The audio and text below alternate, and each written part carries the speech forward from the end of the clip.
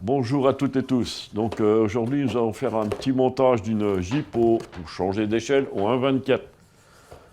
Hein, parce qu'arrive bientôt la commémoration du mois de juin, donc je ne sais pas d'ici là, donc on va déjà monter ça. Voilà.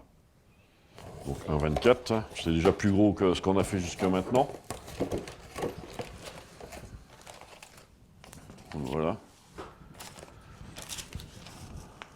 Bon, les quelques ce que vous trouvez dans la boîte là. Donc voilà, donc les deux grappes de pièces. Donc on va déjà monter ça. Voilà, les phares, les pare-brises. Ça a l'air d'être assez sympa. Bon, la marque, vous la connaissez tous, hein, donc voilà.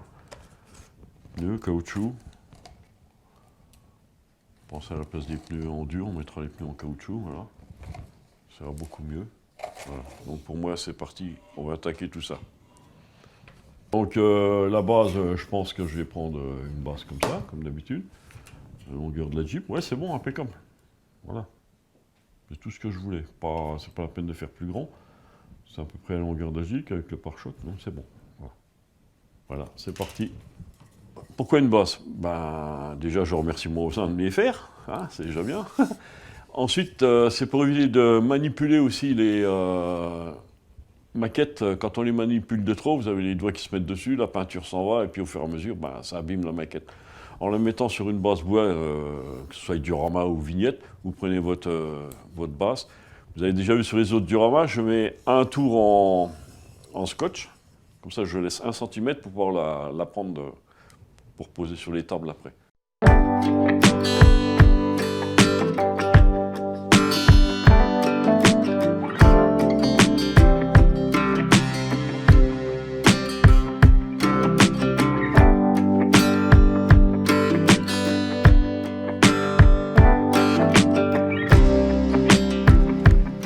Découper mes pièces, donc je les ai posées comme ça, mais je vais les ébavurer, hein, parce qu'il reste quand même au bout des parties, et après je vais être un petit peu embêté pour l'emboîtement, donc on va regarder ça. Vous voyez, un petit coup de papier de verre, hop, c'est bon, ça passe bien. Voilà, regardez s'il n'y a pas des... Voilà, c'est bon.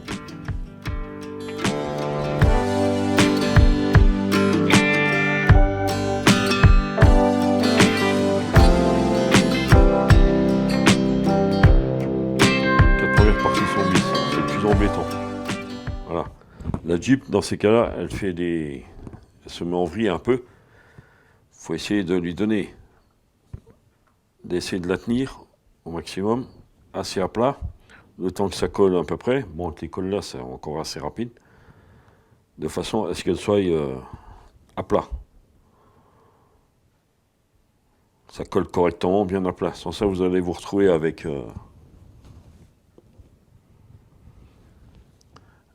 une Jeep en vrille, et après pour la poser sur votre diorama, ça va être un petit peu embêtant. Il va falloir mettre en dessous une pierre pour attraper ou des choses comme ça. Vous avez 7A et 8B. Chaque grappe a une lettre qui correspond, donc par exemple là c'est la A, donc moi j'ai sorti l'arrière, la pièce là, 7A. Sur la B, ben voilà, c'est l'autre grappe, et ainsi de suite, hein, sur toutes les grappes. Des fois, il y a 10 grappes, 10 fois une lettre de l'alphabet, quoi, voilà. Voilà. Donc la première case, 16 pièces. Toute la base de la Jeep. Donc voilà, toutes les pièces sont mises. Alors, comme je vous ai dit tout à l'heure, bien vérifier la stabilité du châssis, qui touche bien. Apparemment, ça y est, c'est mis en place. Hein, bien vérifier tout. Impeccable. Impeccable, voilà. Ça touche bien. Donc, ici, on vient de regarder à l'instant faire dériver avec en chauffant. D'accord, ok. Je suis d'accord, mais là, il y a un petit problème. Si ça, c'est emboîté dedans, c'est pas marqué ne pas coller, donc je colle automatiquement. Donc, franchement, faire dériver, ça sert à rien. Pour pouvoir que l'ensemble de la flasque elle tourne, mettre une goutte de colle, comme ça, juste sur le milieu. Parce que si vous mettez dans l'autre sens, ça va rentrer par capillarité et ça va tout vous coller.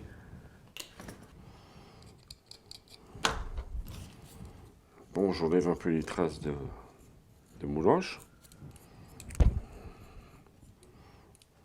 Voilà, de toute façon, ça c'est après. Voilà, le moteur il est bien avancé. Hein, voilà, mes pièces là, ça c'est bon.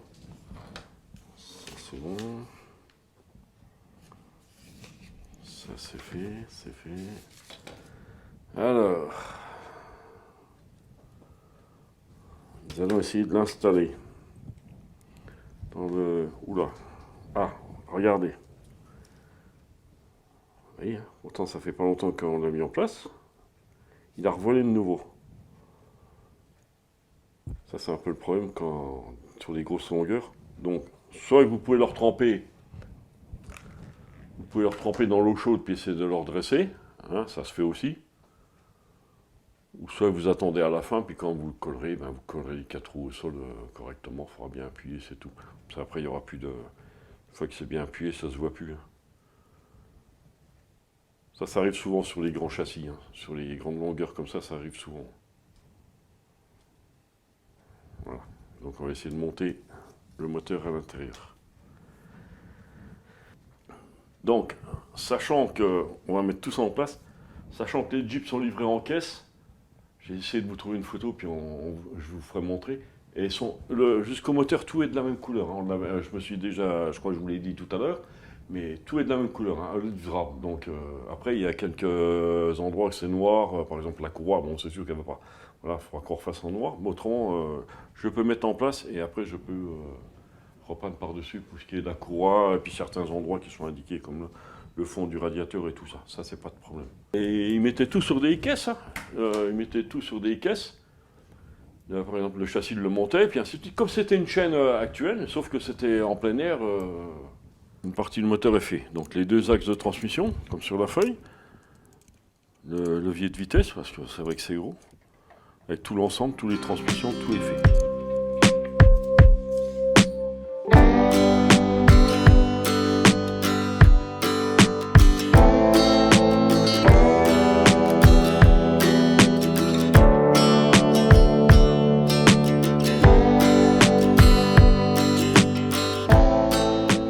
Voilà, un petit essai à blanc. Apparemment, ça a l'air de s'emboîter un peu partout.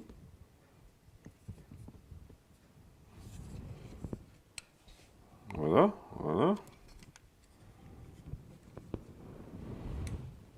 Bon, voilà ce que ça va représenter. Ça fait déjà pas mal. Hein.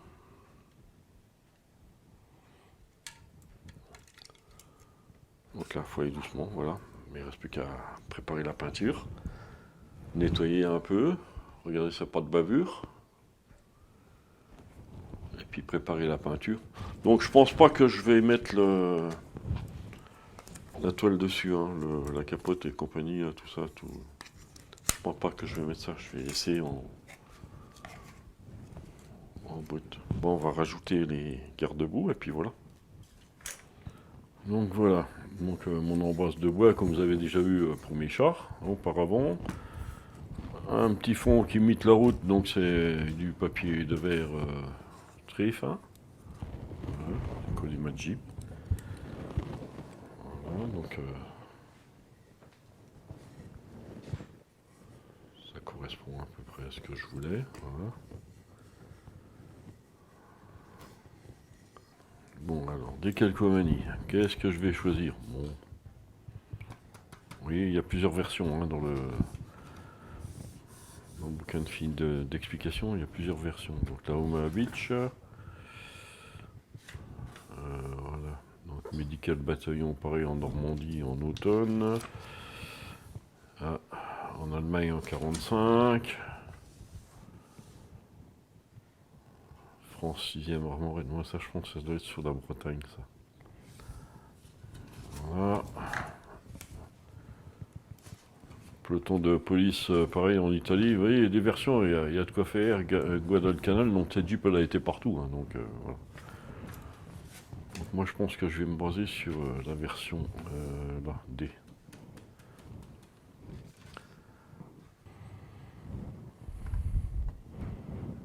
Donc on voit bien, hein, c'est ma peinture faite.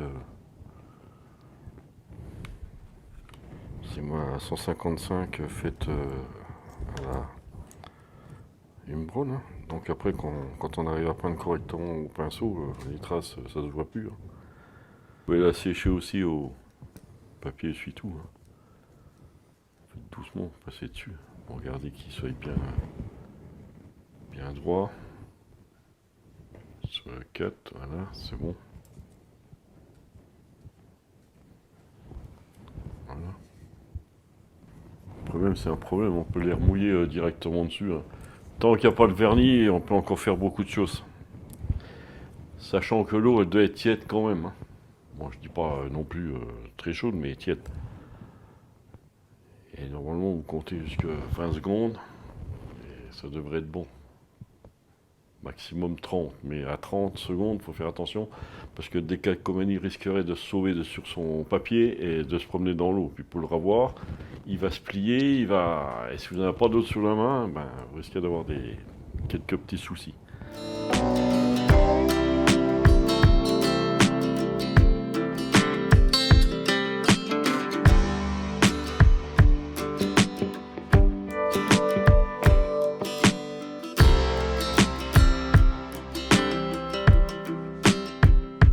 Bon, il y a déjà une partie, on va achever les pare-chocs, tout ça. Bon, c'est brillant, mais une fois que ça sera bien sec, on mettra un coup de vernis mat dessus. Hein, comme on avait déjà fait sur les chars et tout ça, ça fait... Voilà. Pour moi, il me manque quelque chose. Ce qu'on appelle... ce qui était affiché Preston 44 ou antigel, hein. De toute façon, c'est le... Maintenant, il y a des gens qui aiment bien respecter ça aussi, même en reconstitution. Donc, je vais jeter un œil comment ça se met exactement, où ça se met. J'ai cherché. Comme vous voyez, ça c'est la vente d'un type. Donc, Preston 44, je l'ai, je vais le mettre. Donc, l'autocollant de décalcomanie, là, il est sur la planche, mais à nulle part c'est marqué. Et beaucoup aiment bien voir sur leur Jeep de reconstitution, aiment bien voir ce... Hein, ça peut être Preston 44 ou... Bon, enfin, eux, ils mettent à leur façon... voilà. Donc là, moi, j'ai mis les décalcomanies pour la 6e armorette division, hein, 50e armorette infanterie bataillon, donc étant en France en automne 44. Hein. Bon, Jeep de reconstitution, disons que la personne, elle l'a refaite par rapport à cette époque-là, voilà. Voilà, donc j'ai préparé ma Jeep hein, devant un fond Sainte-Mère-Église, disons que c'est une commémoration. Là, je vais laisser sécher les décalcomanies correctement. Ensuite, vernis mat pour atténuer le brillant des décalcomanies, hein, bien sûr. Et normalement, comme cela, elle est finie. Hein, donc Jeep de commémoration. Mais, petite idée m'est venue, c'est que je voulais mettre une petite pin-up sur l'avant. Donc je pense que... On achèvera avec ta petite pin-up sur l'avant de la Jeep. Voilà. Je vous dis au revoir, puis je vous dis à bientôt pour le montage de cette pin-up. Puis la mise en place de tout ça. Voilà. Allez, au revoir tout le monde.